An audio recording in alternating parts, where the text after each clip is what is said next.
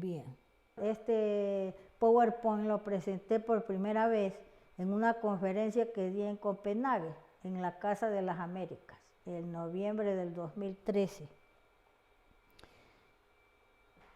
Son las pruebas de que dispongo, que he reunido.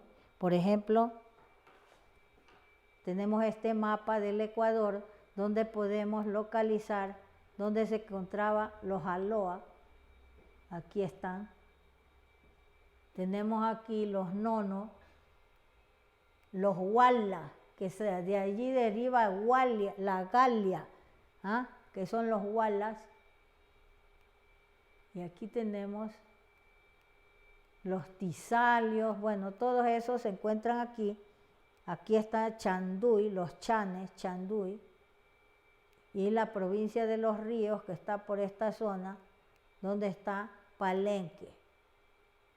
Aquí quedaba el estado de los Huancahuescas. Todavía se conserva en este mapa antiguo.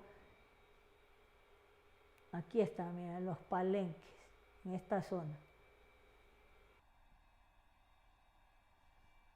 Aquí vemos los palenques en la provincia de Los Ríos. Aquí está eso. Por aquí. El río Palenque y Macul. Los tisalios, los nonos, están señalados también ahí.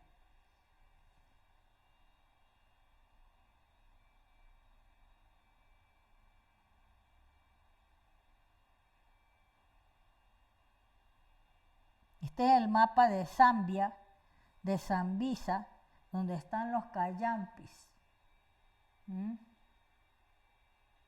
Y aquí está Quito, que es la capital, el río Zambeze y diversos nombres que son de raíces preamericanas, Mayangua, y en esta zona de por aquí están los cayampis, que es una cultura de allí del Ecuador, que ahora está deformado el nombre en Cayambe. Mira, ahí está señalado, es que le puso nuestra amiga. Quitue. Y aquí está Cayambe. Ahora tenemos otro mapa donde se ve en Asia Menor. Resulta que hay una cosa muy curiosa, porque la niñera de Atahualpa se llamaba la princesa Quilaco. Y aquí en Asia Menor tenemos un lugar que se llama Quilaco. ¿Ves? Aquí está Lidia, bueno, la Caria. Aquí está, ¿ves? Quilaco. Aquí tenemos en un mapa antiguo de Grecia, entonces se ve, y de Asia Menor, donde se ve la Caria. ¿Ves? La Caria. Y aquí está Tisalia. Y tenemos aquí la tierra de los Panfilia, Misia. ¿Ves? Los misios, ¿quiénes eran los misios? Los misios son los taos o sumos, que es una rama de los mayas, que también se llaman misios. Aquí están las acayas.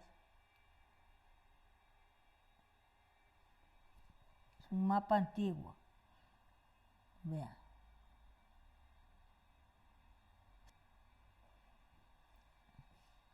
Mapa antiguo de Grecia. Ahí se ven las dos acayas.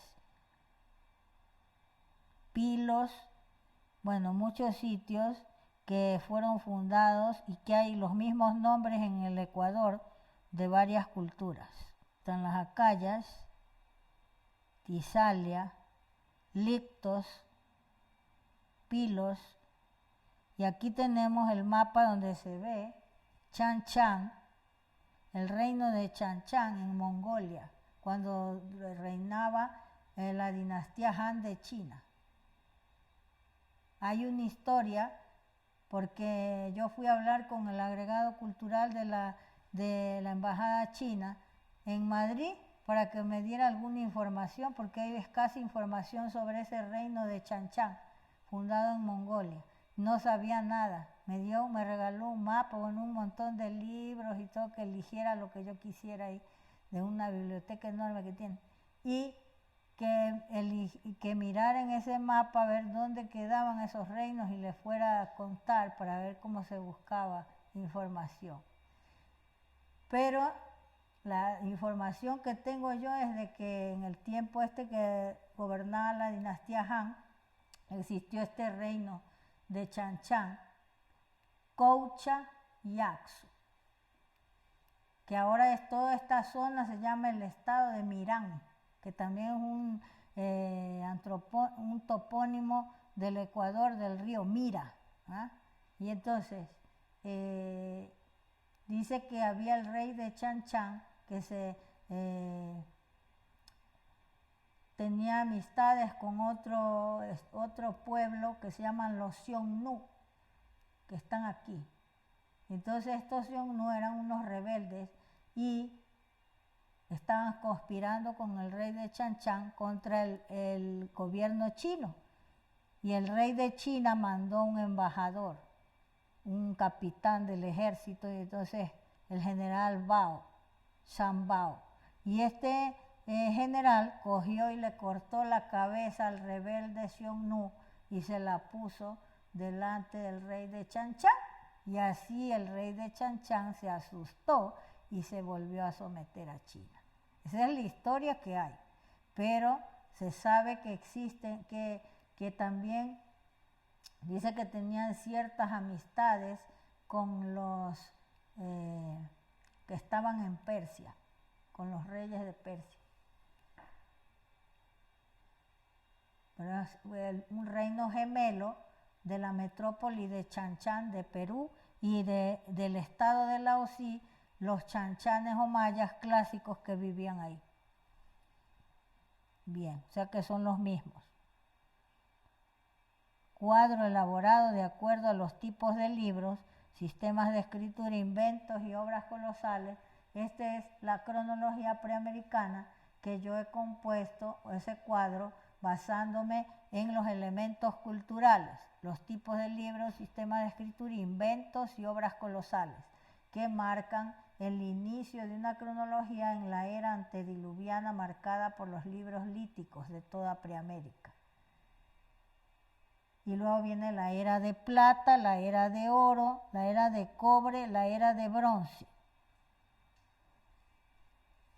Aquí vemos, existe un código de colores que aparece en las reliquias arqueológicas que marcan también estas eras, que corresponde al blanco cuando existía la sabiduría y todo eso, corresponde el blanco, que es, según la India, pues, sattva, porque se practican las altas cualidades. Bien. Y aquí están pues las dinastías de esos tiempos.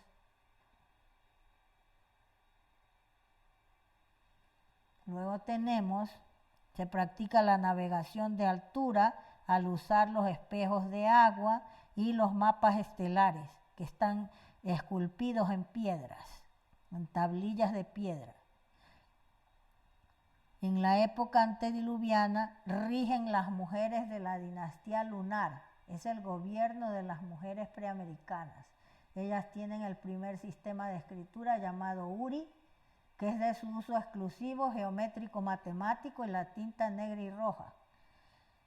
Durante esta era también hay libros líticos que he estudiado yo, que me han publicado una obra en Madrid, en un editorial de Madrid, que ahora va a ser una colección de todas mis obras. Y entonces vemos que aquí hago un estudio de una tablilla de la raza Huara que exhibe escritura cuneiforme. O sea que la escritura cuneiforme no es propia del Sumer solo, sino que surgió en Tiwanaku. Y los caras llevan una etnia de los caras que se asentó en el Ecuador después del diluvio, que se llama Gate, esa cultura elaboró una reliquia que está en el Museo de América de Madrid, que es un pájaro que en el lomo es un pájaro que es un silbato, que en el lomo exhibe, se le han esculpido, es una reliquia de cerámica. En el lomo presenta símbolos cuneiformes y debajo de la cola y encima de ella. Y yo pues la elegí esta pieza cuando pedí permiso para hacer un estudio de las reliquias ecuatorianas que se encuentran en el Museo de América, con un aval del Archivo Histórico de Guayaquil y de la Universidad de Guayaquil, para recuperar esos símbolos registrados en las reliquias que se encuentran ahí en el Museo de América y hacer una enciclopedia de los símbolos preamericanos. Y esta era la primera fase, pero me quedé solo con esa porque no me permitieron primeramente estudiar todas las reliquias que tienen en el Museo de América que corresponden al Ecuador. Solamente me permitieron trabajar con 30 piezas.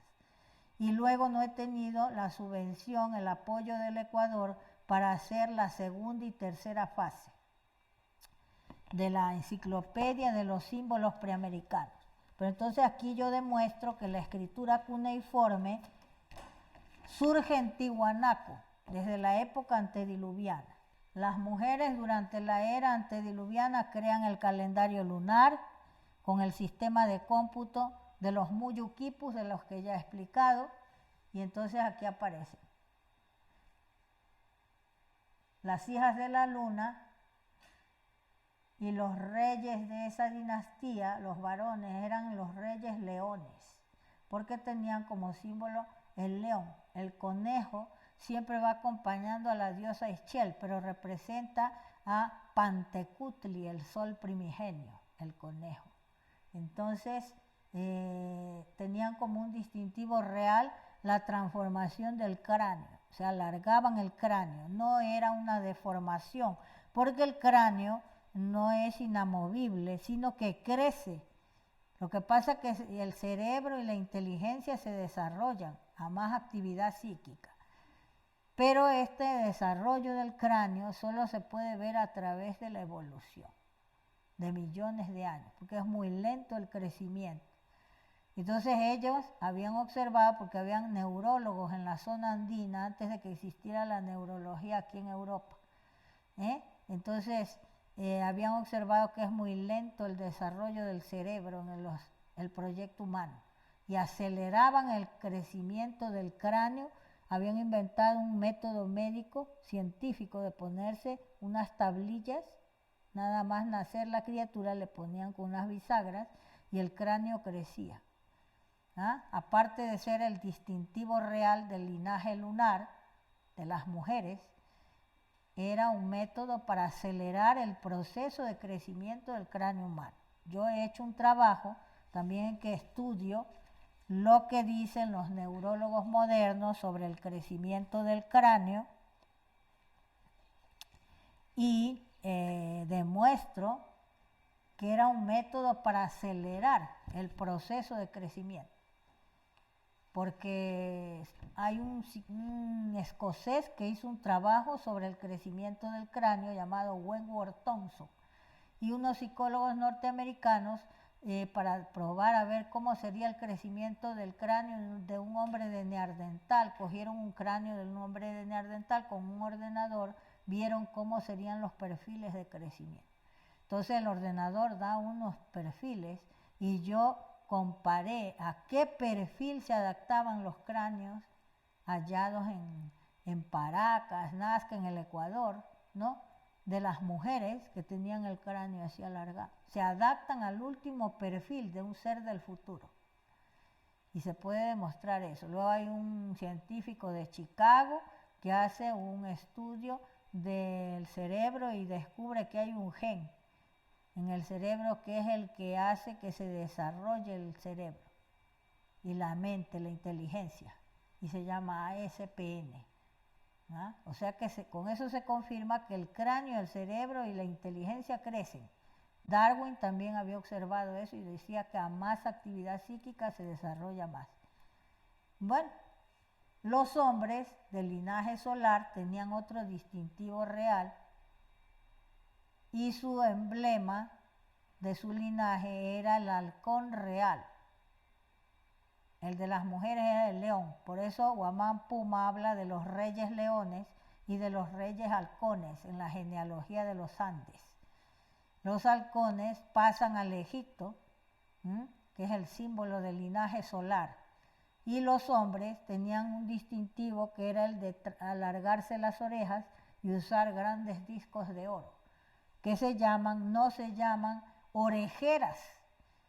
Ese es un calificativo burlesco que le aplicaron los inquisidores a los grandes funcionarios de la corte de los Apu Capac Incas.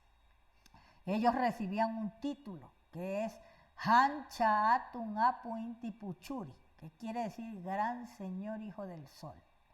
Y los pendientes que usaban, que eran enormes discos de oro con el rostro del sol y otros símbolos, se llamaban kundalas.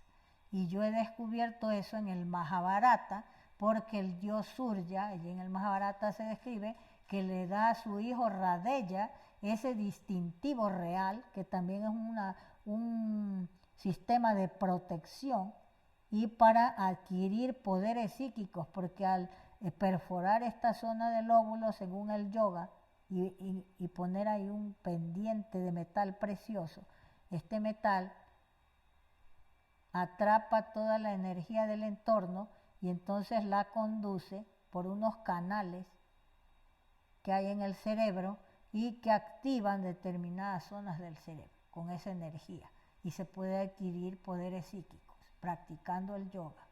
Bien, y entonces eran los pendientes que se llamaban kundalas, que también Akenatón, Tutankamón usan ese tipo de pendientes, bien, que son de los hijos del sol, representan eso, el distintivo real de los hijos del sol, bien. Aquí tenemos la segunda era de plata, que es donde tienen auge las mujeres, ahí se construyen palacios y templos cubiertos de láminas de plata. Y representan a esa era también los libros de formato textil, los libros de hojas de árboles, los libros en formato de rollo. En la era de oro, que es cuando ya gobierna el linaje solar, Pachacútec Yupanqui, que fue un emperador andino de la época de los Apu Capac Incas, manda a crear las bibliotecas reales al ver que las quelcas, que eran libros de hojas de plátano preparadas, no eran perdurables. Entonces llaman a los artífices que busquen un método para que se cree un sistema para el registro de la historia de Preamérica y del mundo. Entonces allí crean los tipos de libros en metales preciosos. Los de plata son las bibliotecas real del linaje lunar, los de oro, la biblioteca real del linaje solar. Y marcan eso, las eras de oro y plata. Tenemos también libros de pieles, los libros de papel plegables y que fueron inventos de las mujeres mayas y aztecas. Todavía en la National Geographic difunden unos libros en que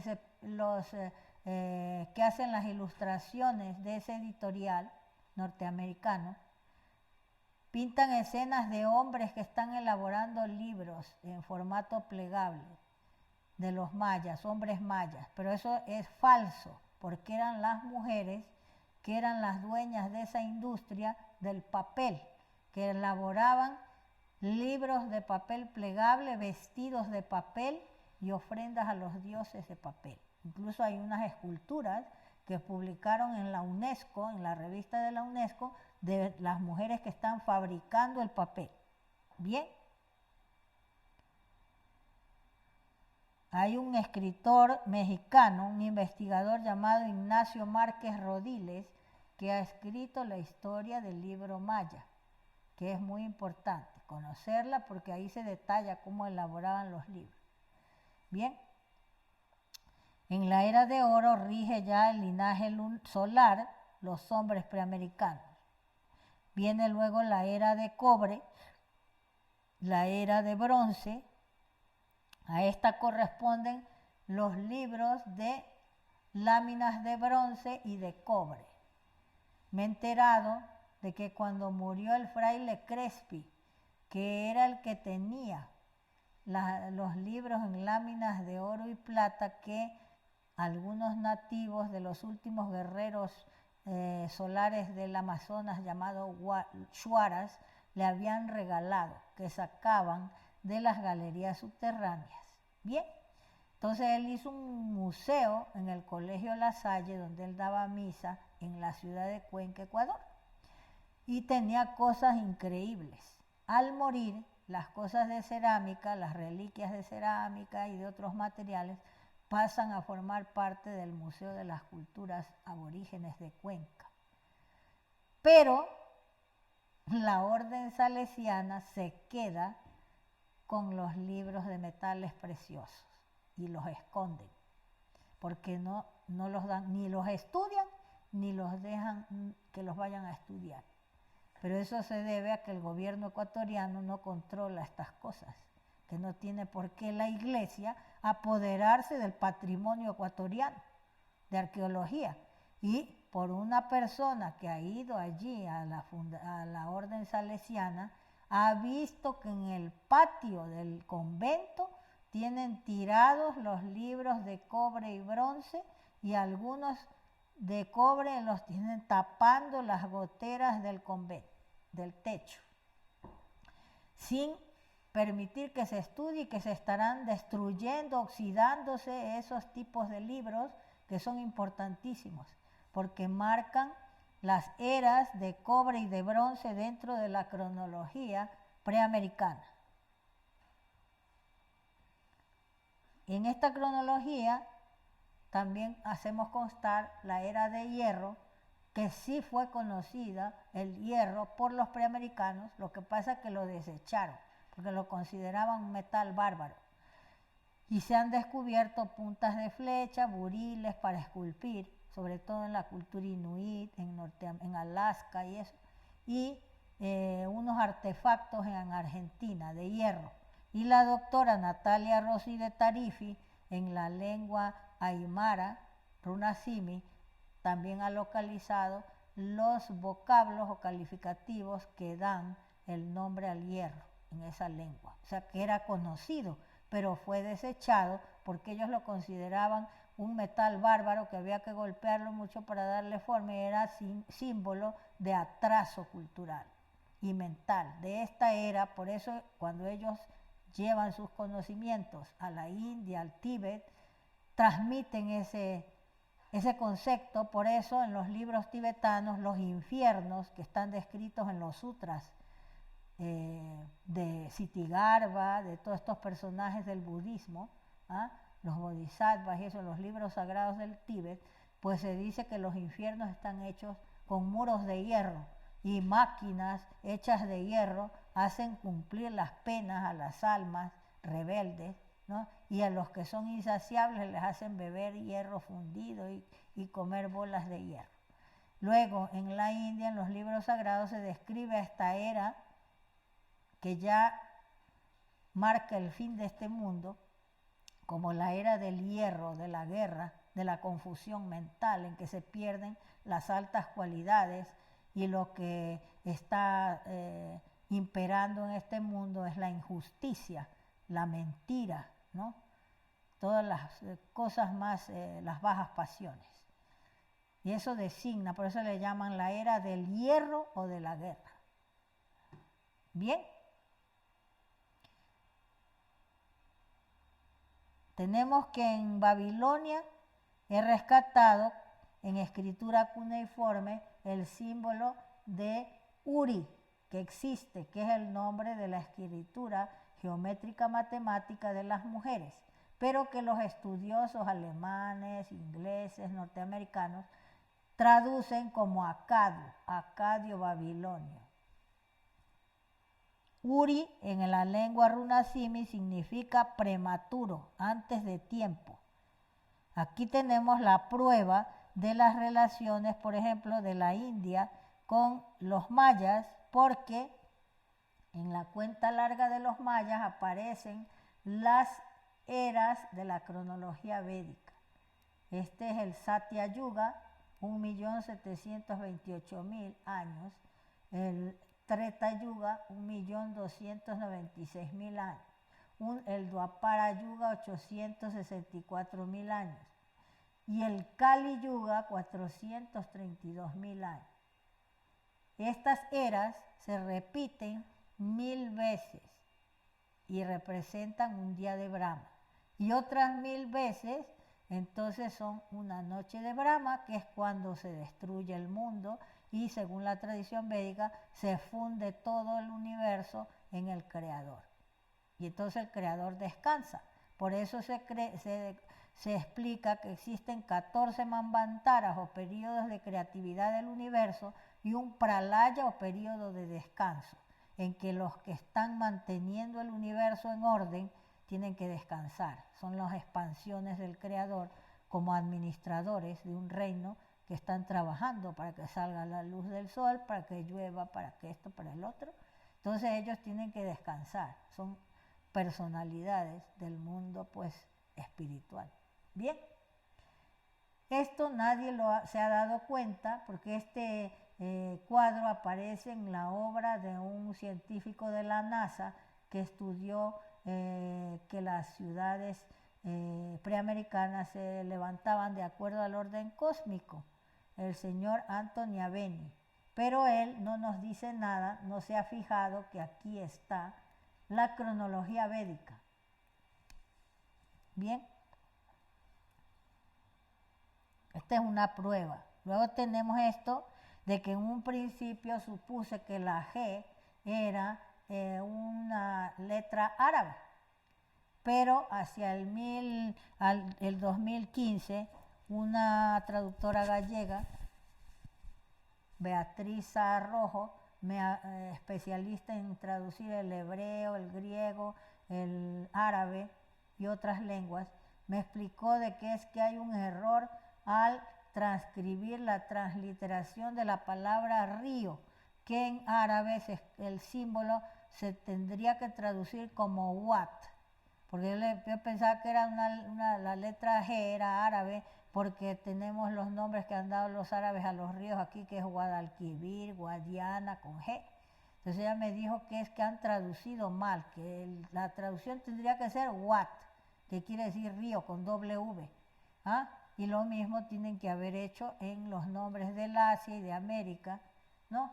Entonces, pero aquí en este cuadro vemos que ni en el fenicio, ni en el egipcio, ni en el etrusco aparece la letra G.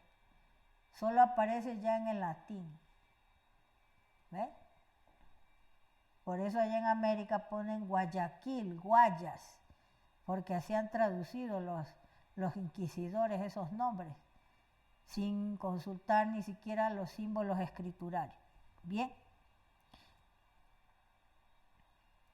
Esta es una tablilla de la cultura Wara que tiene una información criptográfica que se descubre al invertir la imagen y la pieza misma, pero contiene escritura cuneiforme. Este símbolo es de las puntas de flecha que se encuentran, es un símbolo unificador que surge en Tiwanaku, porque esta tablilla es de la raza Wara de Tiwanaku.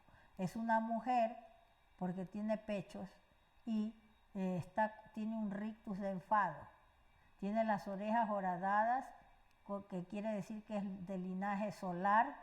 Y luego aquí hay unos ficheros, como especie de casilleros con unos símbolos.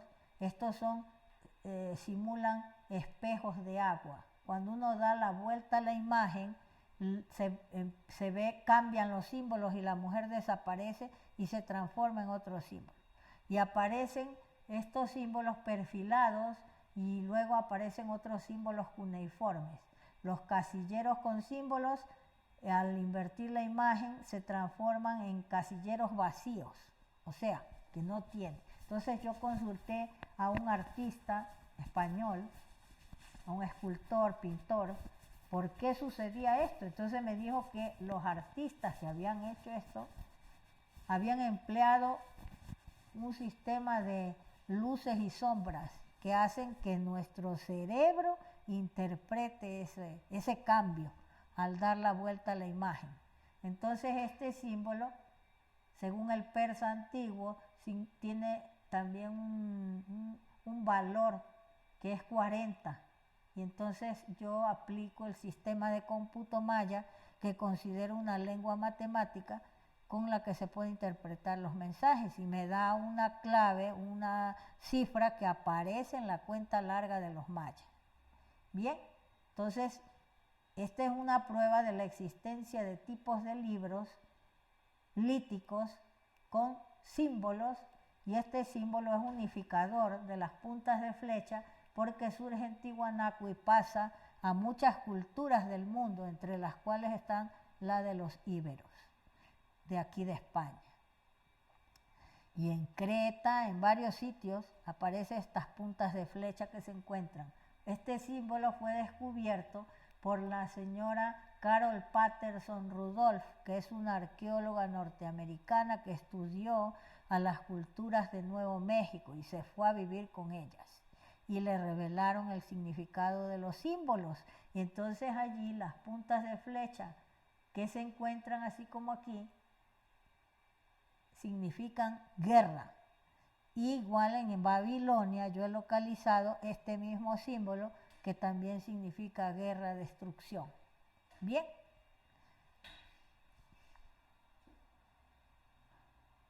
Aquí vemos cuando le damos la vuelta a la imagen cómo se perfilan los símbolos de aquí, que es como aparecen en Sumeria, Mesopotamia y Babilonia. La mujer ha desaparecido. Aquí hay dos pájaros, uno que mira hacia la izquierda, otro hacia la derecha, y están con el pico abierto, y aquí pues hay símbolos cuneiformes igual que aquí, unas cuñas. Aquí, como vemos, han desaparecido los símbolos y luego los espejos de agua se ven como por detrás. Estas son como unos cascos de guerreros. Total que al estudiar y aplicar el cómputo maya, he logrado descubrir que en esa tablilla se registra una guerra que existió, pero no en Preamérica, sino aquí en las ciudades más antiguas de la India, que se sucedió esa guerra cuando los ejércitos de la dinastía solar invadieron los terrenos de los agricultores, que eran los del linaje lunar. Se produjo esa guerra en la era del Treta Yuga o era del cobre. Aquí vemos también las puntas de flecha, que es una silla, están en una silla del Consejo Supremo de las culturas ecuatorianas, que correspondía a un guerrero. Por eso están las puntas de flecha aquí. ¿Ves? Aquí vemos el símbolo.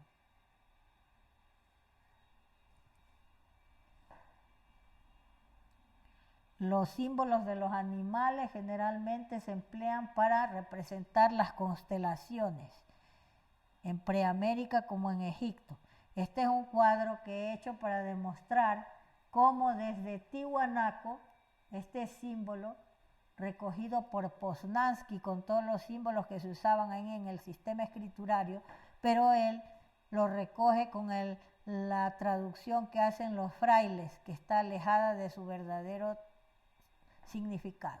Entonces, en Tiwanaku aparece el símbolo de las puntas de flecha en América del Norte, en las praderas norteamericanas, en Río Grande de Nuevo México, y en el Brasil prehistórico aparece así, estos símbolos, que luego los encontramos, miren, en los sabeos, también tenemos en los etruscos, los llevan a Europa, los bereberes en Creta, en Chipre, en el lineal A de Creta ya aparece una barra.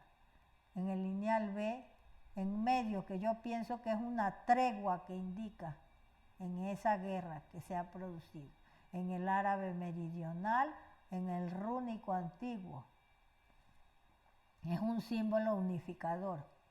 Y el símbolo de las pirámides, por ejemplo, aquí escalonadas, en Tiwanaku, en el reino de los Quitus, y tenemos en el Egipto, en Persia, en Hungría, ¿ves?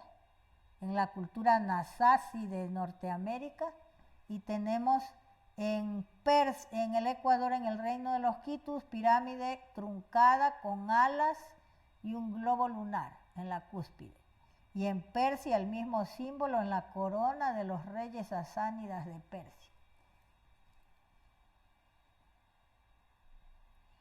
Este es el persa antiguo que se leería esas sílabas en la tablilla esta que yo he encontrado, que me he puesto a estudiar, y que aparece pues el trabajo en esta obra. Los libros, el mensaje oculto de los libros líticos andinos. Y tomando en cuenta el valor numérico del persa antiguo, tenemos que del 1 al 80 es igual a 3240. En la cuenta larga de los mayas aparece esa, equivale a 1.296.000, que señala el Treta Yuga, o sea, la era del cobre. Aquí está la reliquia de la cultura Gate o Gati, rama de los Caras, que se asentó en Bahía de Caracas. También en India existe todavía una cultura de ese mismo nombre, que se ha asentado ahí. En esta parte de debajo de la cola hay unos símbolos, y aquí también encima. Este símbolo es el símbolo de la constelación de la Cruz del Sur en América del Sur, pero en Egipto significa también extender un terreno. Aquí está, mira. Pueblo, ciudad y ampliar terrenos, extender. Y aquí está, en Bahía de Caracas, ahí es donde se ha encontrado esa reliquia. Estos son los sinónimos en el Brahmi, en el Gupta y en Ugarit aparece el mismo símbolo y se traduce como Ga. Luego tenemos que es también en el Brahmi, en el fenicio, y se traduce como Ta o Te. Y es del Brahmi, el Brahmi de Asoka. Se traduce como R. Y aquí está como E, y aquí como E. Gate o Gata. Bien. Esta es otra tablilla que es de la cultura Manaví o Mana, en la que se ven la imagen más antigua de la diosa Naita, la diosa de la luna y las aguas de Persia, la serpiente cósmica, las pirámides con alas y el globo lunar en la cúspide, y el corimbos, que es el símbolo de los reyes sasánidas de Persia. Tiene escritura geométrica matemática, y aquí tendrían que ser 7 triángulos. Representan las mónadas, o sea, las almas antes de encarnar. Pero no aparece el séptimo porque es el logos que dirige esa encarnación. Tiene un simbolismo histórico esotérico. Este cuadro lo hice para demostrar el símbolo corimbos, y que también aparece este símbolo en la sílaba sagrada Omkara, que por eso en la India es un título. el antropónimo Cara, que quiere decir el guerrero que va a la cabeza. ¿Ah? Porque aparecen estas sílabas sagradas que los neófitos repiten en los templos para adquirir la iluminación. Y este símbolo de la E, invertida para la izquierda, también es preamericano. Y aparece en el Egipto este símbolo como fases de regeneración.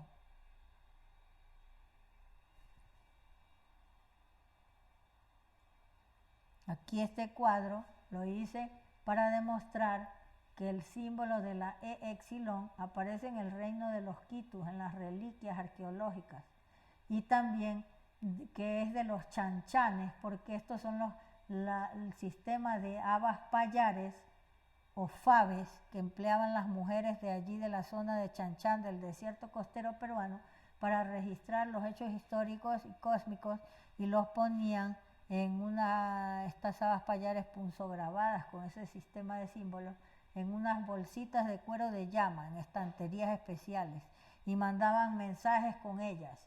Y entonces aquí está ese símbolo de la E Exilón.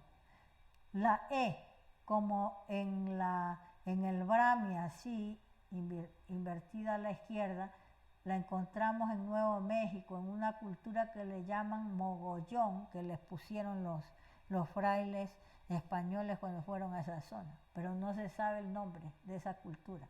Este símbolo pues pasa a todas estas culturas, está en la isla de Pascua y pasa a todas las culturas del Asia, Europa y todo este símbolo.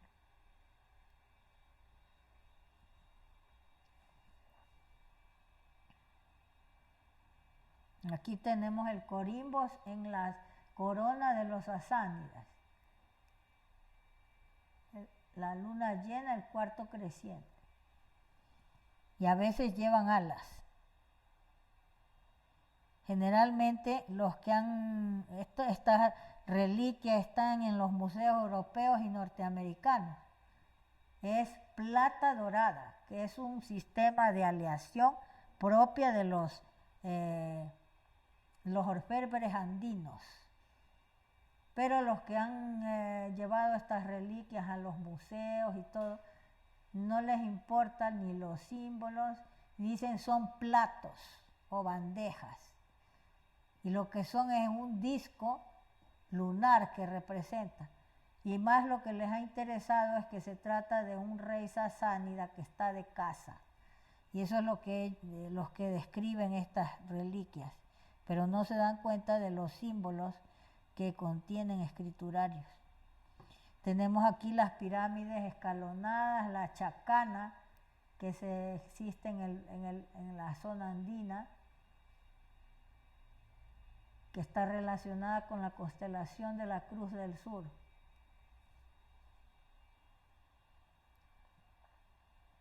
Aquí está también la pirámide con el globo lunar en la corona de los asánidas de Persia, de plata dorada, porque son los reyes feministas que usaban la plata, que era el metal del linaje lunar. Aquí hay otra tablilla de esta cultura de Manabí, que está en el Museo del Indio Americano en Nueva York. Ya aquí se ve la luna llena.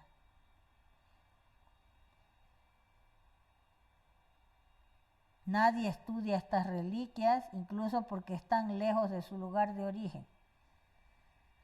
Este es otro libro lítico de contenido matemático que he descubierto que contiene la enseñanza de Pitágoras sobre los números y las figuras geométricas. Esta es la gran diagonal. Luego, sumando esto, suman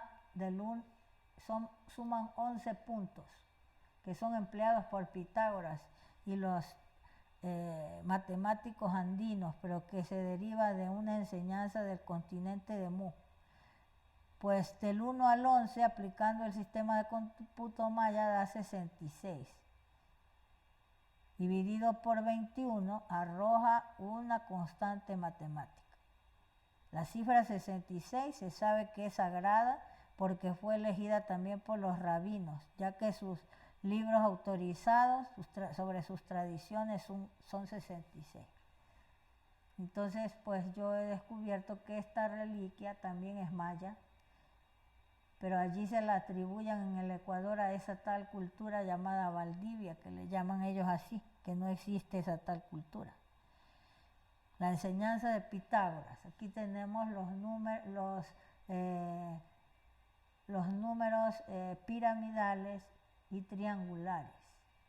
Estos son los pares y estos son los impares, que se producen los pares al quitar la línea de en medio. La enseñanza de Pitágoras dice: la unidad se representa por un punto. Los números no serán sino la suma de puntos determinados. Y entonces así se van formando las figuras geométricas.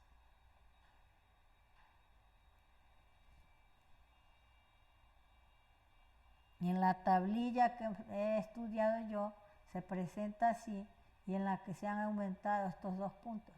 Y en la enseñanza de Pitágoras es y suman 10.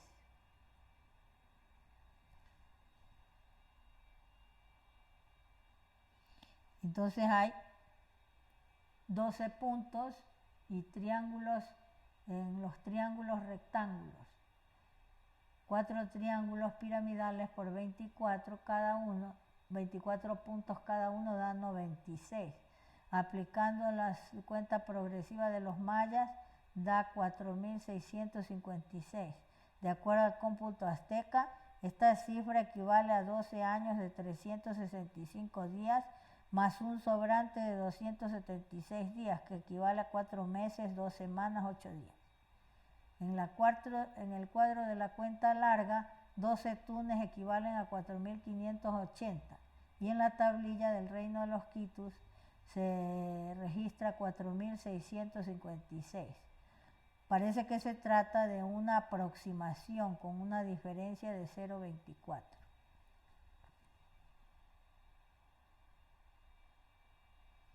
Y estos son los mapas estelares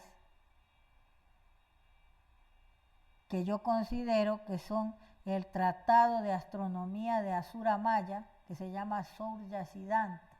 Y estas flechas representan rutas porque se empleaban para hacer los viajes de navegación de altura, porque en el mar solo se puede guiar por las estrellas, en todas las épocas por el sol y la luna, la posición del sol y la luna.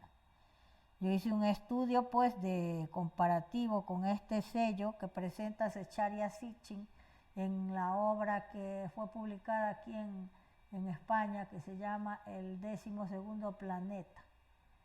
Entonces él habla de unas tablillas de la epopeya de la creación de Babilonia, pero que no se sabía dónde estaban hasta que me informó una historiadora argentina que están en el Museo Británico, pero que nadie habla de ellas, las tienen allí ocultas, que cuando estuvo ella en el Museo Británico las vio. Bien, entonces lo que presenta Zecharia Sitchin es este sello del tercer milenio, donde aparece nuestro sistema planetario, ya con los planetas ya que se conocen ahora, en ese tiempo en Babilonia, y con el Sol en el centro del sistema planetario. Yo considero que es de la época del linaje solar, porque el carnero es el emblema del rey Rama, del linaje solar de aquí de la India, que es de esas épocas, ese sello. La historia de los babilonios que se registra en las tablillas de la epopeya de la creación es de que existían ya todos estos planetas con sus nombres en babilonio, porque Venus, Marte es los nombres griegos, y el sol en el centro, que era el padre, se llamaba Apsu, y la madre se llamaba Tiamat. De pronto los hijos se rebelan y quieren destruir al padre, y la madre se vuelve un monstruo. Estaban en eso cuando del espacio exterior aparece como un cometa a toda velocidad un planeta llamado Marduk con sus satélites, y los satélites de Marduk o Nibiru chocan contra Tiamat y la parten en dos, y una parte va a parar aquí, que se forma la Tierra, y con el satélite de Tiamat llamado Ningú se forma la Luna. Entonces, la otra parte de Tiamat se forman los cinturones de asteroides que separan nuestro sistema solar de los planetas o constelaciones del exterior. Esa es la historia de los babilonios. Pero resulta de que en las tablillas del Ecuador, que yo digo que son la obra de Asura Maya, aparece el planeta Nibiru, que está aquí. Y están todos los planetas de nuestro sistema solar. Yo pensé que estas tres que están aquí eran la Tierra con sus dos lunas. Por eso cuando hice ese dibujo lo puse ahí. Entonces, porque esa es la tradición de que cuando se produjo el que llamamos el diluvio, de la que ha recogido este amigo mío, que tiene esta editorial, que está publicando pruebas sobre la raza blanca que sale de Tiwanaku. Entonces, en esta obra nos habla de una tesis que hubo de Orbiger, unos investigadores alemanes y austríacos, que dice que descubrieron que fue que se cayó una luna, y entonces no cayó de golpe, sino que fue cayendo lentamente hasta que chocó con la estratosfera de la Tierra y se pulverizó y se transformó en una capa roja en la zona de los Andes. Se produjeron tsunamis y que se confundieron con eso del diluvio. Así que yo pensé por eso que se trataba de la luna Kenos, que teníamos dos satélites. La Tierra tenía dos satélites y se cayó uno que era la luna Kenos. Pero después, estudiando detenidamente esta tablilla, me di cuenta de que se trata es de la constelación de Orión.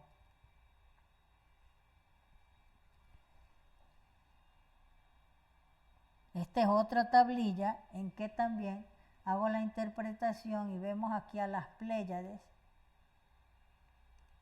y los planetas, Marte, Júpiter, bueno, todos, menos la Tierra no sale en este, Urano, Plutón, Saturno. Son tablillas de esa colección, de esa biblioteca de astronomía que existe en el Ecuador y que se ha atribuido a la tal cultura Valdivia, pero que son de los mayas que han estado en la zona donde se han descubierto las tablillas. Otra tablilla. Aquí ya vemos otra vez al planeta Nibiru. Y aquí vemos la Tierra, por aquí está, y el Sol. Las Pléyades.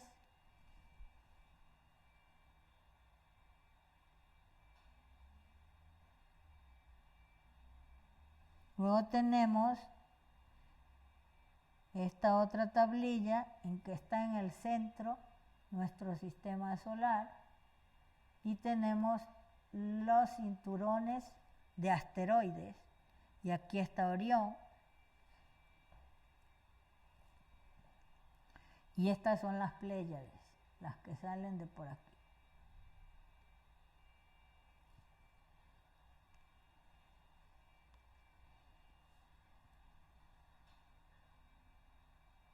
Esta fue la que me costó más trabajo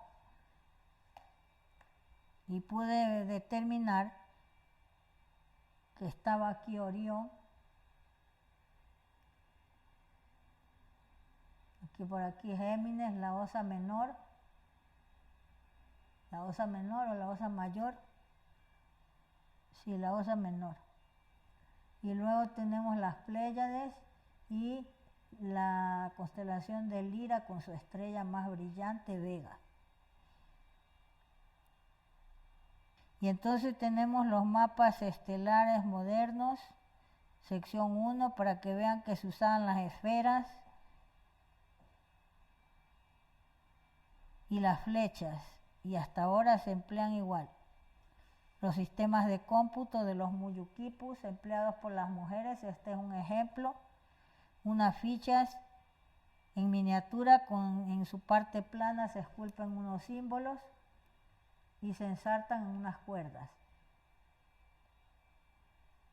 Esto fue descubierto por un profesor quiteño del Ecuador, de Quito, que se llama Joaquín Gómez de la Torre y Barba.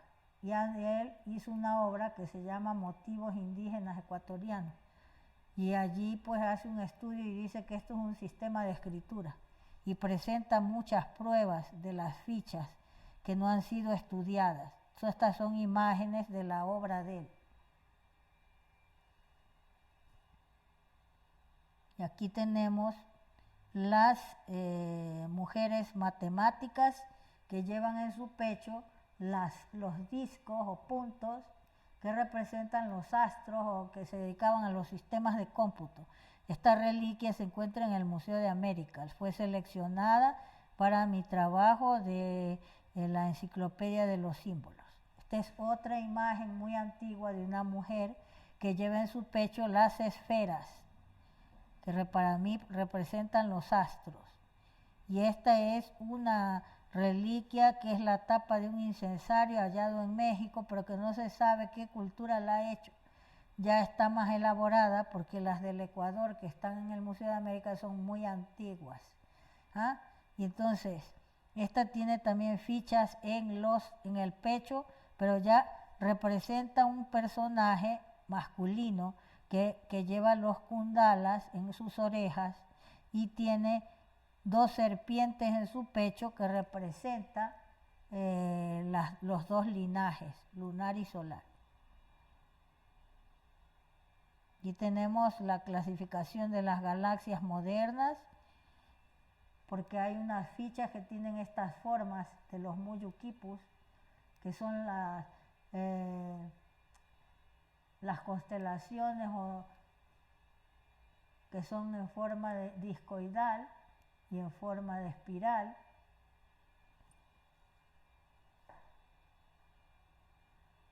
Es decir, las galaxias se han clasificado de esas formas. Aquí vemos una ficha que es de forma discoidal. Los símbolos de los animales fueron usados en Preamérica para representar las constelaciones. Otra ficha que también es de la galaxia en espiral, que ha sido clasificada ya por los astrónomos modernos, como hemos visto. Y esta es una muestra de una réplica de estos muyuquipus ampliada de la foto, de una réplica que tengo yo de estas fichas, que son en miniatura. Aquí vemos en una pintura de la tumba de Seti I, de la 19ª dinastía del año 1280 a.C., que presenta las esferas para señalar las constelaciones, los astros y los símbolos de los animales para representar las constelaciones. Bien. Sí se confirma que eso era usado para eso. Luego estas son las fichas que fueron estudiadas en el Sumer, empleadas para los cálculos. Dice que un representante del Departamento de Estudios Orientales de Chicago, Leo Oppenheim, cuando se le encargó estudiar el archivo real de Uruk, descubrió este sistema de cómputo y dio a conocer a la prensa ante los científicos que los sumerios tenían archivos de fichas. Luego Amiet, que era otro arqueólogo francés, también descubrió en Susa este tipo de archivos de fichas. Y una investigadora francesa llamada Denise Smat-Besserat, que quería estudiar el origen de la cerámica, se trasladó a Estados Unidos para estudiar los museos donde tienen reliquias del Oriente Medio, de Irán, de Irak, bueno, y allí localizó y se fue también al Irak, donde confirmó de que los sumerios de estas fichas que empleaban para los cómputos, tomaron los símbolos para las tablillas. O sea que precedió al sistema de escritura y con eso hacían cálculos. Amiet dice que habían inventado una especie de sobre que era una esfera donde metían las fichas y las sellaban y ponían afuera el contenido. Así que ella hace ese estudio, pero no sabe que son las mismas del Ecuador, de las mujeres que se llamaban los muyuquipus. Bien. Entonces yo me dediqué a hacer un estudio comparativo de las fichas del Ecuador y las que presentaba Denise Smat Beserat y descubrí pues de que son las mismas. Por eso los sumerios son los propios ecuatorianos. Y esta es una prueba. Pero la señora Denise Smat Beserat solo se concentró en las fichas del Sumer. Dice que encontró estas mismas fichas hasta en Persia y en India, en Egipto, pero no conoce que los ecuatorianos tienen las mismas fichas en épocas anteriores. Y en el Egipto estas fichas representan periodos de tiempo en los jeroglíficos egipcios. Luego, aquí en Mallorca, una vez que fue una amiga que también me ayudaba a hacer las fotografías de las reliquias arqueológicas, una amiga española, se fue de viaje a Mallorca y le dije yo, pasa por el museo por si acaso haya algo que me traigas una foto de ahí. Justo en una vitrina habían fichas de estas en forma de tetraedro que cita la señora Denise Smat Beserat entre todas las fichas que ella estudió de ahí del Sumer. Pero en el Mallorca no saben para qué se usaban y los tetraedros están perforados. Y esta amiga pues me trajo la foto y yo la incluí en el trabajo de los sistemas de cómputo. Aquí vemos el distintivo real de las mujeres de linaje lunar, en la transformación del cráneo, que pasa al Egipto. Aquí vemos un cráneo de Paracas o del Ecuador.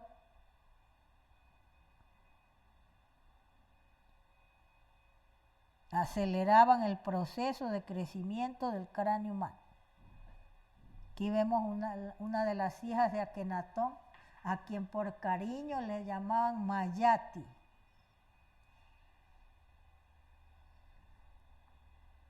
Se llamaba Meritatón, pero de cariñosamente le llamaban Mayati.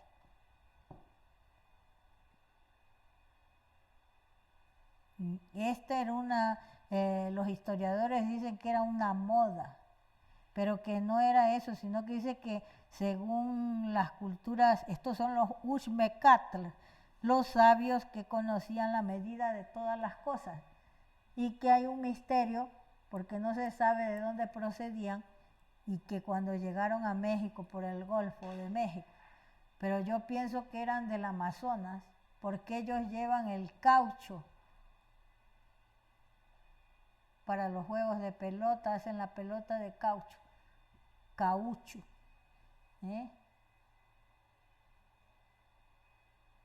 Y hacían zapatillas de caucho impermeables en el Amazonas del caucho. Entonces ellos son los que llevan ese sistema de juego y la pelota de caucho. Entonces pienso que son del Amazonas.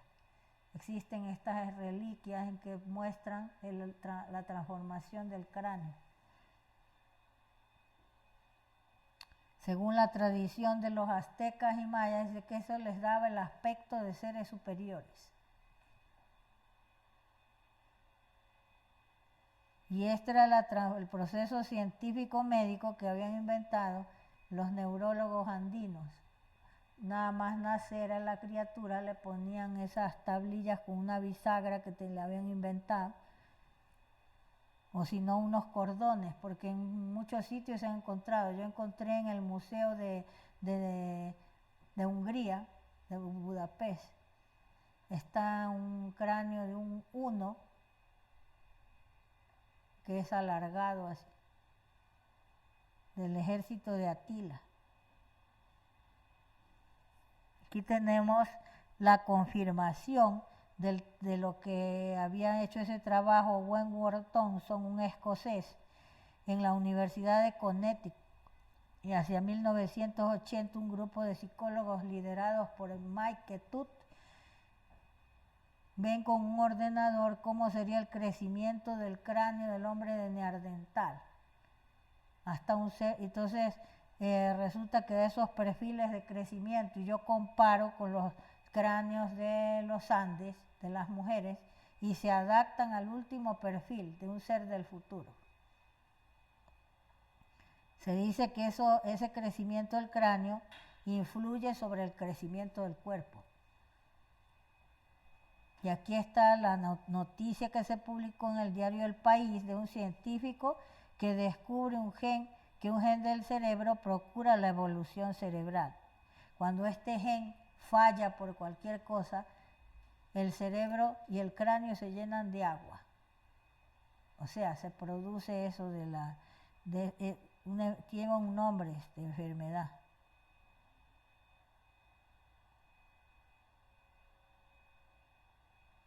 Aquí tenemos una imagen de que practicaban el yoga. Una sacerdotisa está ejecutando la sentada de Buda. Tiene las orejas alargadas y horadadas y, como es una ofrenda funeraria, tiene unos agujeros en el cráneo porque era para poner plumas de bellos colores.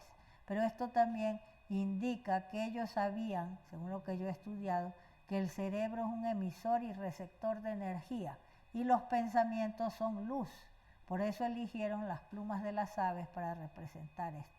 Los colores de los pensamientos de una persona elevada espiritualmente y los colores del aura. Aquí tenemos otra prueba de la práctica del yoga. Este es de la cultura Cara, de la zona de Bahía de Caracas. Entonces, ha llegado a un alto grado de samadhi, que se describe en la India como cuando se pone en contacto con Brahman, que no se puede explicar con palabras. Y vemos en la parte superior, no aquí en el Ajna Chakra, sino en la parte del Brahma Randra o flor de los 1000 pétalos, chakra de los 1000 pétalos, un ojo representado ahí, que representa al Brahma Randra o Sahasrara, el chakra de los 1000 pétalos. Y estos representan pues captadores del sonido trascendental o cósmico. Es simbólico, no es que la persona tenga eso, sino que es simbólico. Y este collar en el Egipto representa oro, es el símbolo de oro, el jeroglífico. Aquí está otro estilo de sentada de yoga, de Buda, es decir, ejecutando un asana de yoga y practicando un ejercicio del taoísmo para alcanzar la longevidad, que se describe en la obra maestra de las recetas preciosas de Sun Tzu Mo, médico de la dinastía Tang, 500 años antes de Cristo, que se hace ese trabajo con la lengua. En su cabeza aparecen simbólicamente serpientes que son energía. El Ashtanga Yoga, que se practica fijando la mirada en un punto, la mirada en el entrecejo. Ha sido descrito por los grandes maestros del yoga y de la filosofía de la India, que dice que cuando se alcanza se ejercita este poder de fijar la mente la mirada en el entrecejo. Este es el asiento superior de la mente. Entonces se adquieren poderes que puede ya viajar a otros planetas y todo eso. Poderes psíquicos. Aquí está lo que expliqué de que este es el yoga de Vishnu. Que los mayas les ponían un hilito a los hijos que colgaba del cabello con una esferita para que no abandonara la mente su asiento superior. Se explica, eso lo explica el maestro Ramakrishna, que era un gran maestro de la India. De que cuando tenemos la mente posada en el chakra muladhara, estamos imposibilitados para hacer actividades superiores del espíritu. Si sube la mente al chakra del ombligo, ya va superándose, igual que si sube aquí al del corazón, o si sube aquí al de la garganta. Si se posa aquí, este es su asiento superior. Y es el yoga de Vishnu. Pero fue malinterpretado por los frailes de la Inquisición que acusaron a los mayas que querían hacer viscos a los niños, que eran unos torturadores. Pues eso así se describe porque nunca nadie ha hecho un estudio acerca del yoga. Bueno, en México publicaron sobre el Hatha Yoga, una obra hace años, de las esculturas mexicanas que están ejecutando asanas del Hatha Yoga. Esta es una pieza que yo ahora en la visita que hice al Ecuador el año pasado, me invitaron al Museo del Alabado en Quito y allí en una de las vitrinas se exhiben estas mujeres que están ejecutando el asana de la cobra.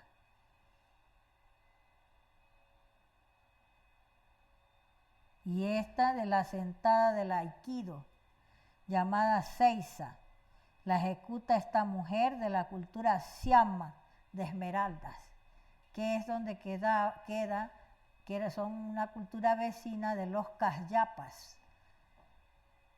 Por eso Siama es el nombre de la sustancia primordial en la India.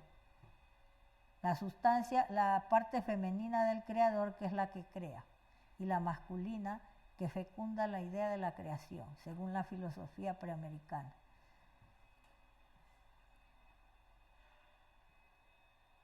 Este es el distintivo real de la dinastía solar, llamada en la India Suryavansa. Buda luce el distintivo real de la raza solar, las orejas alargadas y horadadas. Y aquí tenemos uno de los últimos guerreros solares de la región amazónica que aún conserva ese distintivo real, que lucían los altos miembros de la corte de los Apu Capac Incas, que eran los hijos del sol. Y luego tenemos los kundalas o pendientes usados por los hijos del sol, que son un legado del dios Surya a su hijo Radeya, que se describe en el Mahabharata. Entonces aquí dice que es una de las enseñanzas del yoga, que al perforar en la parte del óvulo está conectada con nervios craneales. Un pendiente de metal puro como el oro insertado en esa zona da acceso al sistema de iones y a la electricidad estática del entorno. Se produce una estimulación en unos conductos llamados nadis. Los principales son el Pajavini, el Sarasvati, que controla la lengua, y el Sushumna. Al estimular estos conductos se puede adquirir los siddhis o poderes superiores, como ver, oír a la distancia, caminar sobre las aguas, etc. Los Kampas, yogis fundadores del Tíbet, todavía usan, dice que migraron del Perú, todavía usan estos pendientes.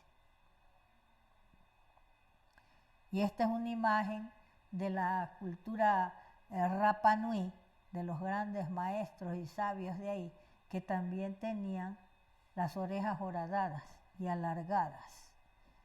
Estos son los Atun Quipus, ordenador ecológico de la dinastía solar. Que esa imagen es hecha por el historiador peruano Huamán Puma de Ayala, aborigen de la época de la colonia, que describe los dos sistemas de cómputo, los de fichas de las mujeres, que los vemos aquí abajo, y los de los hombres, que son los Atun Quipus, que ya he hablado de ellos, ¿no? Que tenían un lenguaje simbólico el sistema decimal, las cuerdas de colores y los nudos. Estos son los espejos de agua, un astrónomo maya, su traje está adornado. Aquí lo importante es el símbolo que aparece en la ropa del astrónomo. Esta imagen es del arquitecto Milla Villena, pero él no dice nada de esto, sino que presenta como un astrónomo que está trabajando, operando con un espejo de agua portátil. Pero este es el símbolo que corresponde a los espejos de agua astronómicos, que lo encontramos aquí en una maqueta de un barco del tesoro de Tutankamón. Si ampliamos la imagen, descubriremos que está este mismo símbolo, que significa que se guiaban en las travesías, en los viajes de navegación de altura, estudiando la posición de las estrellas, con esos espejos de agua portátiles. Y aquí tenemos esta pieza arqueológica de Casas Grandes de Chihuahua, México, en que se ve esta figura geométrica que representa la constelación de la Cruz del Sur, la pirámide escalonada o chacana, y detrás hay unas chacanas formadas por los espejos, el símbolo de los espejos de agua. Son 4 chacanas que representan las 4 regiones del universo. Estos son los espejos más antiguos, espejos astronómicos de agua, esculpidos en rocas situadas en lugares estratégicos. Y aquí están los espejos, los astrónomos del linaje solar, citados en la obra de el arquitecto Carlos Milla Villena, que están operando con esos espejos astronómicos de agua. Nunca, ni el arquitecto Milla Villena no explica cómo funcionaban esos espejos. Esa explicación la encontré en esta obra, que es un libro de texto de la Universidad de aquí de España, de la Complutense, de Joseph Klima, que es un vienés, que ha estudiado todo lo de Mesopotamia, aunque en el prólogo, en la primera página, dice que no se sabe el origen, pero sabe todo de la cultura de los sumerios. Lo que más me interesó fue lo que explica él sobre el funcionamiento de los espejos astronómicos en la evolución de la astronomía. Dice que como reloj de agua se utilizaba un recipiente que se llenaba con agua en el momento de salir una estrella determinada. Se deja que esta agua fuera escapando por un pequeño orificio hasta que la misma estrella volvía a aparecer la noche siguiente. La cantidad de agua que se había escapado por ese orificio se pesaba y se dividía en 12 partes. Cada una de estas partes correspondía a 2 horas. Cada 2 horas dobles recibía el nombre de una mina por el peso del agua que había salido durante ese intervalo de tiempo. Así se consiguió establecer una relación básica entre el peso y medición temporal. Relojes de agua de este tipo eran conocidos también en Egipto y Grecia, donde recibían el nombre de clepsidras. Es el único que explica cómo funcionaba. Aquí tenemos que la dinastía lunar en muchos sitios fundó sus templos, por ejemplo en Babilonia. Beroso dice que los mayas llegaron a la India y bueno, fundaron Babilonia. Y este es el templo dedicado a la luna, en Sin, en Ur, Súmero. Una réplica de una maqueta. Y el templo dedicado a Surya, el sol, en la India, edificado en granito, dice.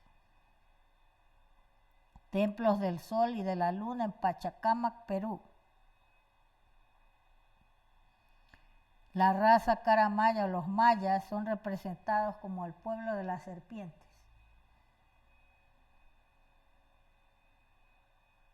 Aquí tenemos los cuadros del aporte de Tiwanaku a la escritura semítica meridional y septentrional.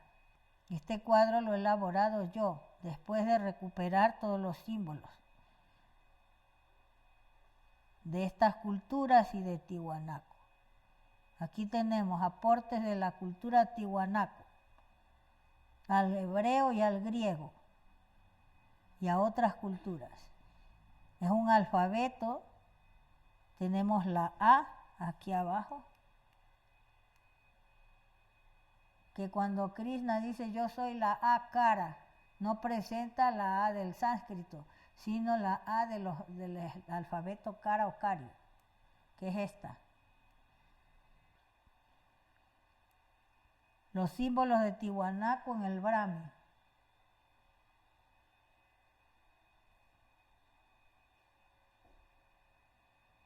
Aportes de Preamérica a diversas culturas.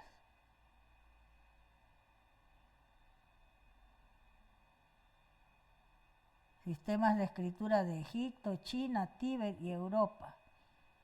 Luego tenemos a tartesos, símbolos preamericanos en tartesos.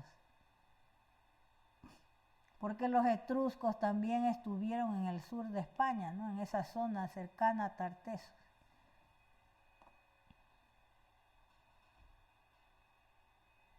Y aquí tenemos también otros aportes.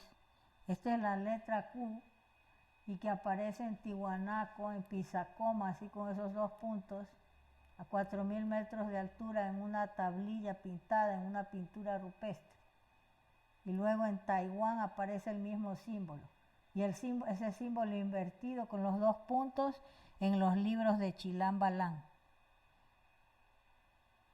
Y luego aparece en Camboya, en Etruria, etc. Y es la letra Q. Y está en el jeroglífico de Atón. Aportes de Preamérica Persia. En el Palevi Arsacid, en el Palevi Sasani, del Palevi del libro. Y luego tenemos los Anasazi, antigua nación de Norteamérica, se representaban al pueblo Anasazi así, con este símbolo que veremos en las pinturas rupestres de China. Aquí van en las pinturas de Utah, una roca pintada. Y está Cocopelli, que dice que era un flautista mítico que va guiando la emigración. Y en China, en las pinturas parietales de Kang Yuan, aparecen los mismos hombres. Miren.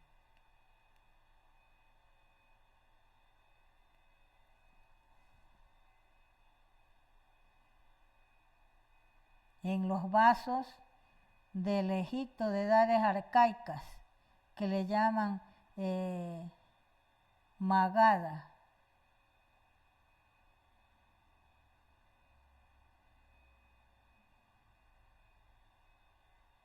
Señalan migraciones preamericanas.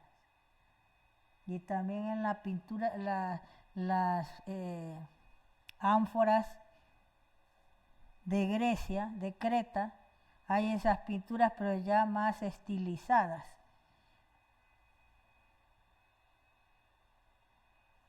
Y esta es otra prueba también del legado preamericano a China, del tocado de los altos dignatarios del Cusco de Perú, que aparecen en China, ese mismo tocado.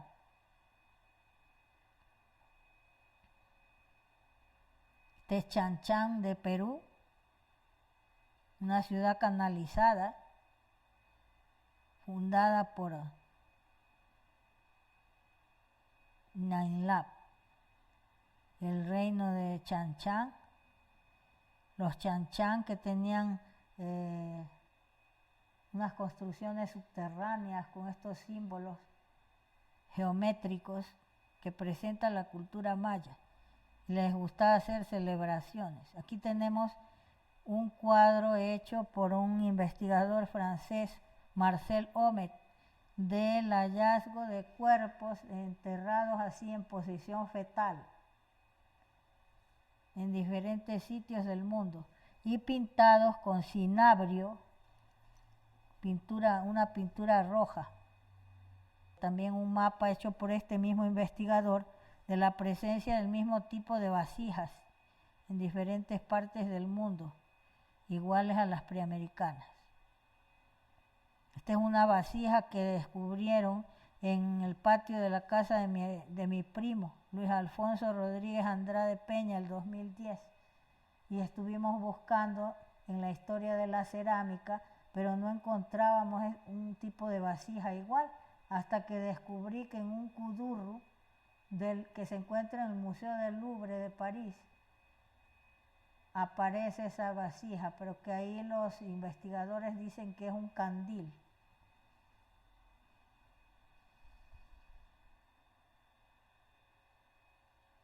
La dinastía de los Caras en Nubia, donde encuentra el arqueólogo Reisner estas tumbas que se llaman túmulos de tierra pisonada y cantos rodados, las tulas, propias de la raza guara, de los Caras, íberos y tupiguaras. Y luego la palabra tula es la raíz de tolos, que es también una construcción de enterramiento que se usaba en Grecia. Los pueblos del mar se describen en estas láminas de oro que presentó el señor Guillermo Aguirre en su obra Lírico y Profundo, que es una biografía del señor Julio Goyen Aguado, que fue amigo y colaborador del señor Juan Moris, que descubrió las galerías subterráneas llamadas Cuevas de los Tallos. Y son los mismos que se describen en la historia del Egipto como los pueblos del mar, que luchan con ellos, que llevan ese tocado de plumas. Con esto hemos terminado la exposición acerca de las migraciones preamericanas. La demostración de que a través del estudio de los nombres, las raíces de los nombres, se descubre la procedencia de pueblos europeos y asiáticos y se confirma con los símbolos escriturarios que proceden de Tiwanaku y del reino de los Quitus. Muchas gracias.